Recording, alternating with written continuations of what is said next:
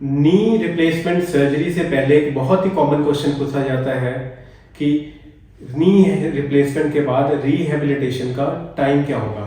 इसका मतलब ये है कि कौन सी एक्टिविटीज आप एक नी रिप्लेसमेंट सर्जरी के बाद कौन से दिन या किस टाइम इंटरवल पे कर पाएंगे।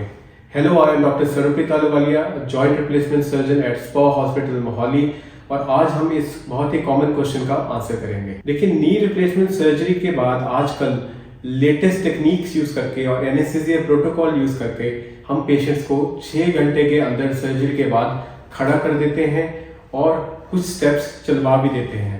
लेकिन इसका ये मतलब नहीं है कि आप नॉर्मल लाइफस्टाइल या नॉर्मल टेक्निक से चल पाएंगे। शुरू में हमें वॉकिंग एड्स का सहारा लेना पड़ता है, जैसे कि वॉकर। डे 1 पे on your knee replacement surgery day हमारे फिजियोथेरेपिस्ट आपको खड़ा करते हैं और कुछ स्टेप्स वॉकर की मदद से चलवाते हैं। इसके बाद नेक्स्ट डे ऑनवर्ड्स आपके स्टेप्स इंक्रीज कराए जाते हैं, आपको रूम से भी बाहर निकाला जाता है और इनकरेज किया जाता है कि आप ज़्यादा से ज़्यादा चलें ताकि आपकी मसल्स वर्कअप करें और आपकी ब्लड सर्कुलेशन भी इम्प्रूव करें।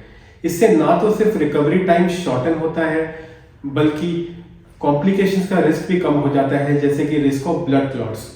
इसके अलावा हम आपको डे 3 ऑनवर्ड्स स्टेयर क्लाइंबिंग चढ़वाने की कोशिश भी करते हैं। अगर आपकी स्टेयर ट्रेनिंग सक्सेसफुल रहती है तो इसका ये मतलब है कि आप डिस्चार्ज करने लायक हो गए हैं और हो सकता है कि हम आपको जल्दी डिस्चार्ज कर दें। लेकिन इससे आपकी फिजियोथेरेपी खत्म नहीं होती है, जो कि एक कॉन्टिन्यूस प्रोसेस है। कुछ डेज टू वीक्स की फिजियोथेरेपी के बाद जनरली इन 2 वीक्स टाइम हमारे पेशेंट्स एक वॉकर को छोड़कर वॉकिंग स्टिक या फिर क्रच का इस्तेमाल करना लग पड़ते हैं और within 4 to 6 weeks time without any walking aids एक नी रिप्लेसमेंट सर्जरी के बाद इंडिपेंडेंटली बिना सहारा लिए चल पाते हैं। लेकिन even though they can walk normally after a knee replacement surgery after a couple of weeks, हम एडवाइस करते हैं कि आप अपनी नी एक्सरसाइजेस कंटिन्यू रखिए ताकि आपको बेस्ट रिजल्ट्स मिल पाए। इसके लिए एक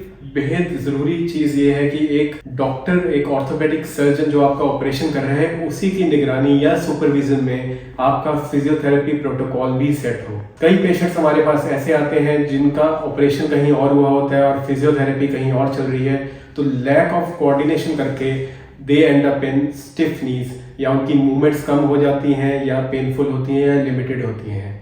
इसीलिए आपको चाहिए कि सर्जरी करवाने से पहले अपने डॉक्टर से ये जरूर जान लें कि पोस्ट ऑप प्रोटोकॉल्स क्या है, क्या फिजियोथेरेपी उसी सेंटर पे अवेलेबल है और क्या वो डॉक्टर सुपरवाइज्ड है कि नहीं। Thank you.